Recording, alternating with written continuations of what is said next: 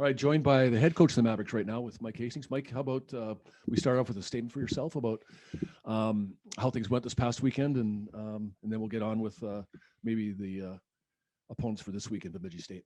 Sure. You know what? Last weekend was a good weekend for us. Obviously, Friday night we got pushed to the brink. I thought we got a little loose defensively, and I thought Ferris was on point at making us get a little loose. I thought they played hard. I thought they were very opportunistic, but they also pushed us defensively. And when we weren't as hard as we needed to be defensively, they took advantage of that. And I was still positive about the night based upon I didn't think we gave up. I thought we kept pushing and found a way to win a hockey game. And on the road, that's I think harder than most to do in this league. So then on Saturday night, I thought we did a better job. We got off to a good start. And going into the weekend, one of our focuses was trying to have a better start because we've struggled out of the gates here over the last 2 weeks. We wanted to have a focus of that, and I thought we did that both nights, scoring a goal on Saturday early. Jake Yaremko on a really nice play from Walker Dewar and got us off to a good start. And from that point on, penalties here and there on both sides. There wasn't a lot of flow to the game, but I thought we managed our game a lot better and were able to extend a lead and find a way to get a sweep on the road. So that was beneficial to us. We need to keep building our game, and that's what we're focused on going into the series against Bemidji. Okay, speaking of Bemidji State, you've played so well the last 3 times you played them. What are some things that this Bemidji State team does well? Well, first of all, they defend, and I mean they're committed to defending. They've got, obviously if you look at the sheer numbers, their penalty kills 1 or 2 in the country. I think second in the country right now. I'm very committed to doing things that disrupt power plays, even quality power plays. So I think one of their focuses is the team defense and not turning pucks over and making sure they don't spend a lot of time in their own end. And they make that difficult on you because at times you can chase the game a little bit, whether it's getting after their defenseman or trying to back pressure through the neutral zone when they've stretched the zone coming out of their end when their wings blow out of the zone. So those 2 things, I think, combined with the way that Driscoll's playing right now, make them a very tough out. Not many teams in our league go up to Michigan Tech and come out with 6 points. And they did that shorthanded. Their captain wasn't in the lineup last weekend. I just thought it was a real character win, a real character sweep by Bemidji State, and a tough place to play. So they've always given us a handful. It seems like we battle year in and year out. We play them a minimum of 4 times, and we're playing them more this year.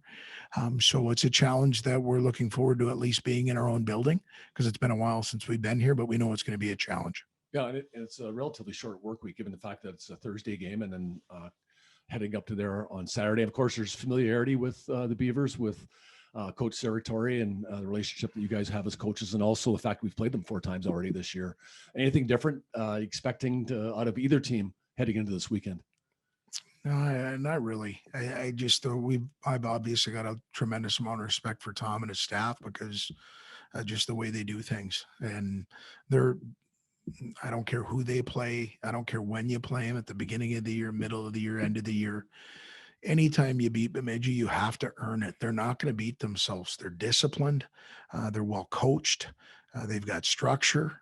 And they've got some guys that are playing very well right now. I know both Cylinders are guys that are difficult outs. You look at Somoza, and he has stepped up as a senior. I think he's tied for their lead in goal scoring. And they do it with depth. They just keep coming at you, and they all buy into defending. So anytime you play somebody like that, you're not going to get many power plays because they're not going to beat themselves, go to the box.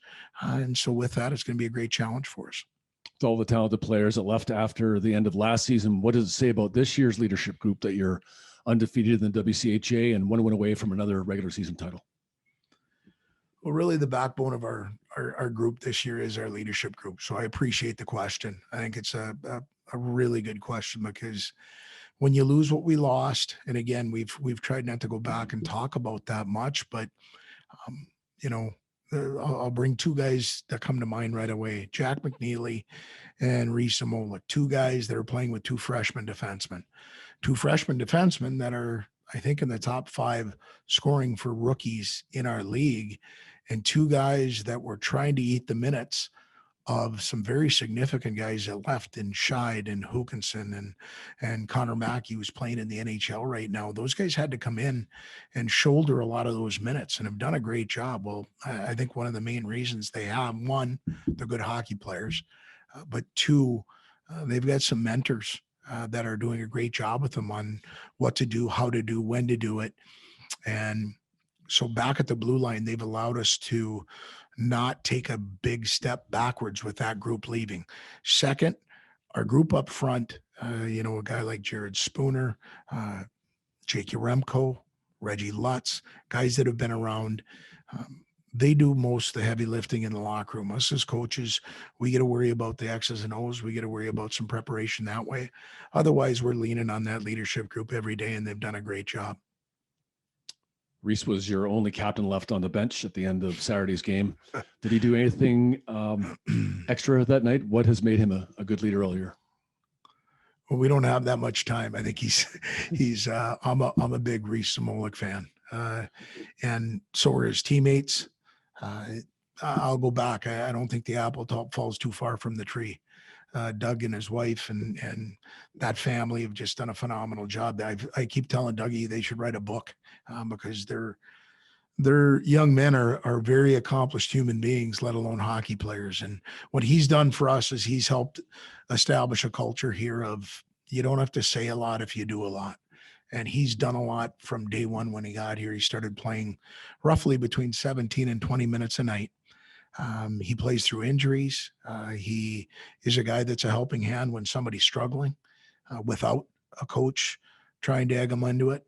He's a complete player, and we're fortunate to have him. He's a big piece of why we've been able to get to where we're at this point. And I think he's about as complete player as we have both on and off the ice. With your competition only against WCHA teams this year, has it been more difficult to gauge where your team has been throughout the season in terms of getting ready for the playoffs and the national tournament?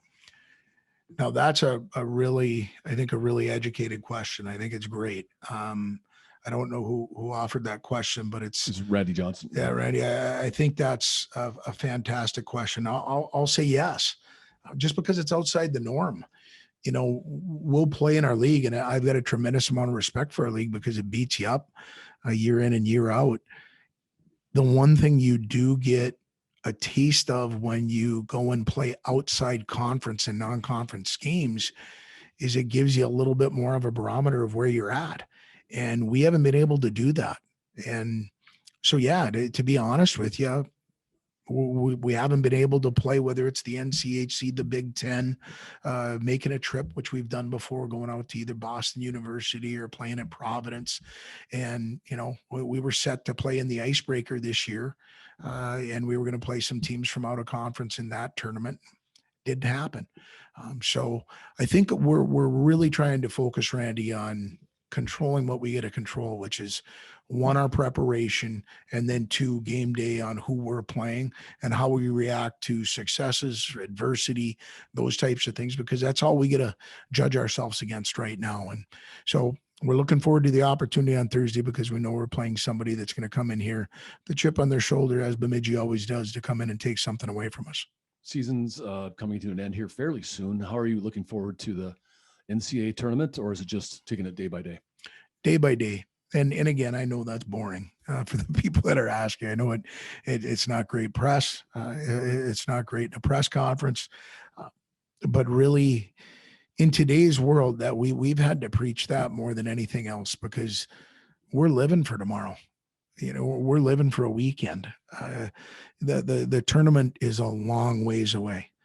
And so our focus needs to be and stay. And the guys, again, going back to that leadership group, have done a tremendous job at just, they've had some bumps in the road. I remember walking in, and I think it was a Wednesday or a Thursday, and we were waiting for, I think it was Northern Michigan to get here, and we were playing on the weekend, and it didn't happen. And that happened a couple times in December. So our guys are pretty calloused. We're still trying to focus on getting through our testing throughout the week, which we'll test again tomorrow. And hopefully Thursday gets here sooner than later. Any chance you want to give an update on a couple guys, Jack McNeely and Jared Spooner? Yeah, both are still day to day, but going in a good direction. Jared's making steps every single day, moving real well. I like where he's at right now, but I'm a coach. I'm not a doctor. We're going to follow the recommendations of Matt Schmidt and OFC in our group, and Jack McNeely. We're still taking day to day also. So we won't know. They'll both be game time decisions at best, and we'll see how that goes between now and Thursday at 7:00.